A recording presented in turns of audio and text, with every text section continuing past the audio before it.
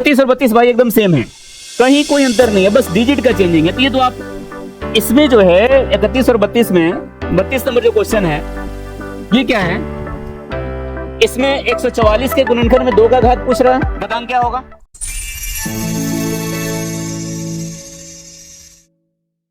जय हिंद, स्वागत है सभी का फिर से आशीष पब्लिकेशन के यूट्यूब चैनल पे। और आज फिर से हम आ गए हैं ऑब्जेक्टिव लग रहे क्लास 10th के परीक्षार्थियों के लिए। मैं बार बार बताता हूं 2026 में जो परीक्षा देंगे, यानी जो लोग परीक्षार्थी 2026 में एग्जाम देने वाले हैं, उन सभी के लिए ऑब्जेक्टिव का सीरीज लेकर आया है आशीष पब्लिकेशन। और इसके बाद सब्जेक्टिव भी करवाए जाएंगे, लेकिन अभी जो है डेली कम से कम 10 से 15 ऑब्जेक्टिव एक वीडियो में जा रहा है, तो आप उसको एकदम अच्छे से देखिए, ताकि एग्जाम में ऑब्जेक्टिव जो कि 50% ऑब्जेक्टिव हर एक पेपर में होता है, तो 50% ऑब्जेक्टिव बहुत वेटेज रखता है, तो आप उसको जरा सा देखिए और आपके लिए बहुत ही रामबाण का काम करेगा। तो मेरा नाम है चंदन श्रीवास्तव और आप देख रहे हैं आशीष पब्लिकेशन। आज क्वेश्चन नंबर 32, इसके पहले वाले वीडियो में 31 तक हमने सॉल्व किया था, और 31 नंबर क्वेश्चन जो था 144 के अभाज्य गुणनखंड में 2 का घात क्या है।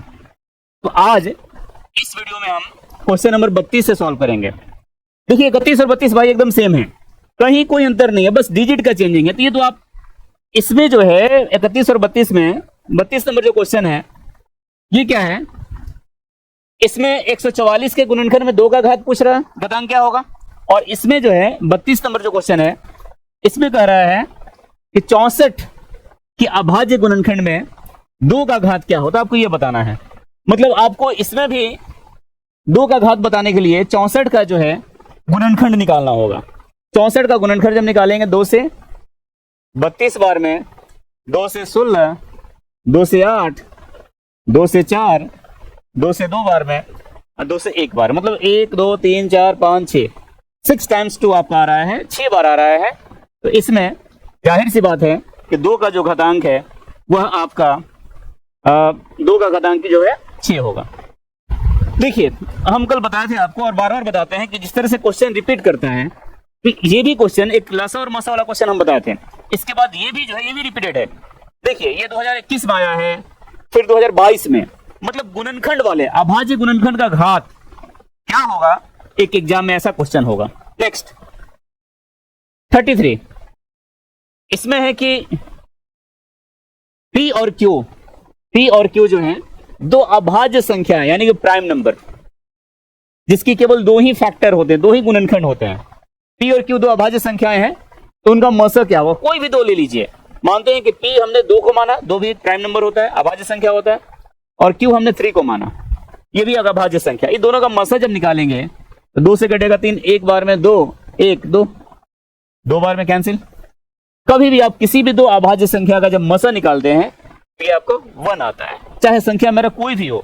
अगर 3 और 5 भी दोनों अभाज्य संख्या लेते हैं तो इसका ही मसा निकालिएगा तो 1 ही आएगा। तो इसको याद कर लीजिए कि 2 अभाज्य संख्याएं अगर आपके पास रहेंगे और उसका मसा निकालिएगा तो हमेशा 1 होता है। क्वेश्चन नंबर 34 की ओर, इसमें है बहुत ही सिंपल क्वेश्चन कि 18 और 72 का 18 and 72 का मसा क्या होगा, निकाल लीजिए ना 18 का और 72 का मसा। इससे सिंपल क्या हो सकता है, 18 और 72 का HCF क्या होगा, ये आपको मात्र बताना है। ये तो आप कर सकते हैं, ये भी क्वेश्चन 2022 में आया था। तो ऐसे ऐसे क्वेश्चन बहुत सिंपल क्वेश्चन पूछते हैं, लेकिन हाँ गलतियां नहीं करना है। ऐसा नहीं कि बहुत आसान है और ये हमको आता है, और ये समझ करके जल्दबाजी में कुछ भी टिक लगा दें, ये नहीं कीजिएगा, क्योंकि भाई गया तो नंबर गया। ऑब्जेक्टिव का मतलब यही होता है। ठीक, अगला क्वेश्चन 35। देखिए फिर से वही रिपीटेड क्वेश्चन। 2022 में 2 क्वेश्चन आपको देखने को मिला ऐसा। एक है क्वेश्चन नंबर 1 आपका 32 था, और एक 35 नंबर। 35 नंबर में क्या है, 156 के अभाज्य गुणनखंड में, 156 के अभाज्य गुणनखंड में आपको 2 का घात बताना है। मीन्स आपको 156 का 156 का अभाज्य गुणनखंड निकालना पहले, और गुणनखंड जब निकालिएगा तो उसमें देखना यह है कि 2 का घात क्या हो रहा है। अगर 2 से घटाते हैं, 2 7 14, 2 8 16, 2 से घटे 2 3 6, ठीक है, 1 8 18, दोनों 18। अब तो 3 से घटेगा 13 बार में, ये 13 से घटेगा 1 बार में। 2 कितने बार आ रहा है भाई, केवल 2 बार। तो 2 का घात क्या लिख सकते हैं, 2 गुना 2 मतलब 2 का पावर 2, तो 2 का घात कितना होगा, 2 होगा, है ना आसान। तो ऐसे इजी क्वेश्चन आपके पूछे जाते हैं ऑब्जेक्टिव में, जो कि आप आसानी से कर सकते हैं। नेक्स्ट 36 नंबर, ये क्वेश्चन है कि दो घन पूर्णांक, दो आपके पास धन पूर्णांक है, मतलब पॉजिटिव इंटीजर्स हैं, दो पॉजिटिव इंटीजर्स हैं ए और बी, पहला ए है दूसरा आपका बी है, दो कोई भी आप ले सकते हैं धन पूर्णांक, उसमें ए और बी का म सा गुना ल सा आप बटे में ए बी। जरा याद कीजिए एक फॉर्मूला जो कि हम पहले आपको बताए थे। क्या बताए थे? इसमें दो संख्या कौन है? पहली संख्या है ए और दूसरी संख्या कितना है आपका? बी दिया हुआ है। तो हमने बताया था पहली संख्या गुना दूसरी संख्या मीन्स ए गुना बी बराबर क्या बताए थे? HCF मतलब म सा गुना LCM मतलब ल सा। तो आपसे क्या पूछ रहा है कि दो धन पूर्णांक ए और बी है, कोई भी धन पूर्णांक आप ले सकते हैं जिसमें दोनों का म सा गुना दोनों का ल सा, बाई में ए बी। अगर ए बी यहां कर देते हैं, मतलब इसको अगर यहां ला देंगे ए बी को, यहां क्या बचेगा? कुछ भी नहीं बचेगा, 1 बचेगा। क्या बचेगा? 1 इज इक्वल टू क्या लिख सकते हैं? HCF इंटू LCM बाई में क्या होगा? ए गुना बी। अगर ए गुना बी को इधर ले जाएंगे तो वहीं आपका बटे में तो गुना में हो जाएगा। तो यहां पर आप देख सकते हैं कि बिल्कुल आपका कंसेप्ट पर बेस्ड क्वेश्चन है। फॉर्मूला अगर आपको याद रहता है तो आप आसानी से ऐसे क्वेश्चन को कर सकते हैं। इसका ऑप्शन नंबर ए मतलब 1 इसका सही जवाब होगा।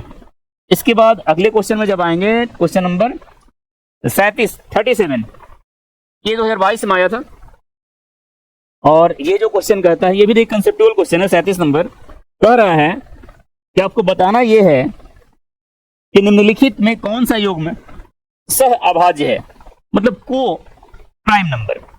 को प्राइम नंबर कौन सा है, इसमें आपको ये बताना है। तो आप कंसेप्ट पे अगर फोकस किए होंगे कि आपको इसमें किसे कहते हैं सह अभाज्य संख्या, अभाज्य संख्या क्या है और सह अभाज्य संख्या क्या है, अगर आप ऐसे क्वेश्चन कंसेप्ट याद कर लेंगे तो आप इसको आसानी से टिक कर सकते हैं। ठीक है, नेक्स्ट अगला, इसमें आपको केवल बताना है कि अभाज्य संख्या कौन सा है।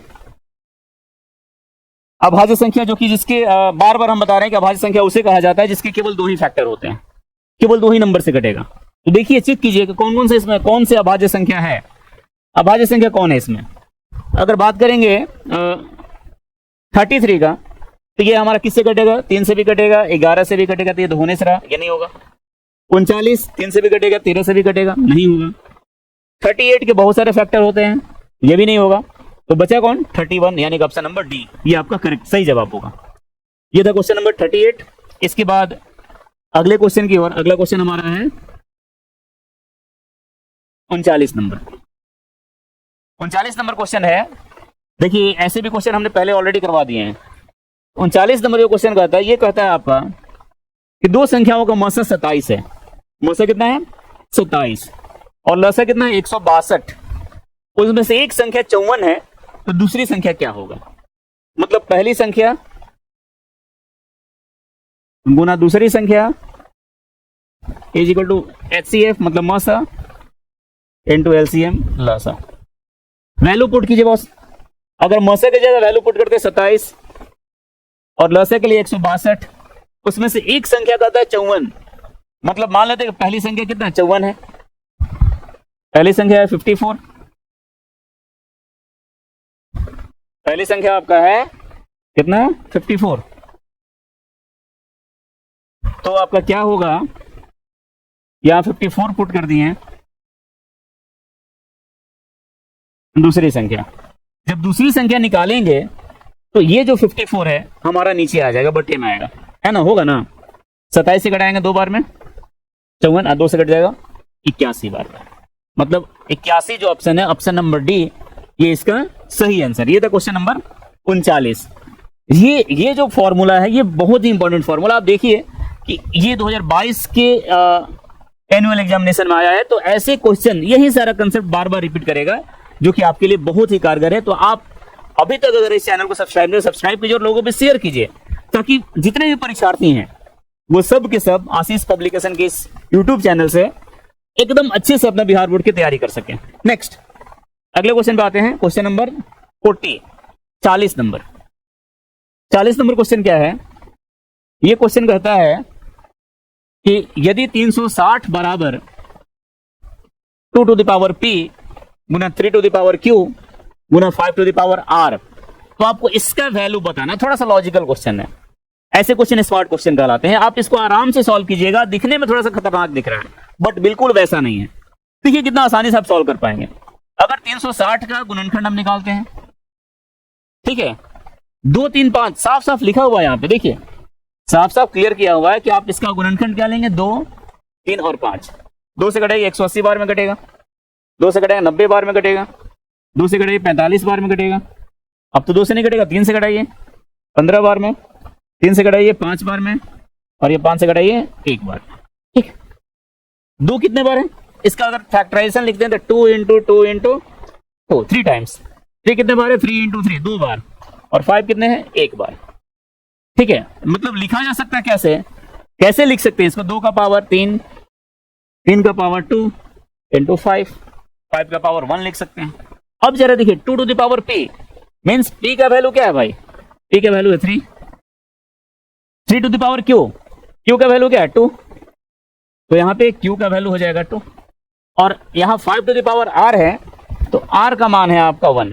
ये p q r का वैल्यू निकल गया, और जैसे ही p q r का वैल्यू निकल गया तो आप इसका वैल्यू निकाल सकते हैं। क्या था, तो p plus q minus r, p का वैल्यू रखिए 3, q का वैल्यू रखिए 2, और माइनस r का वैल्यू 1, मतलब 5 माइनस 1, आंसर क्या आएगा 4।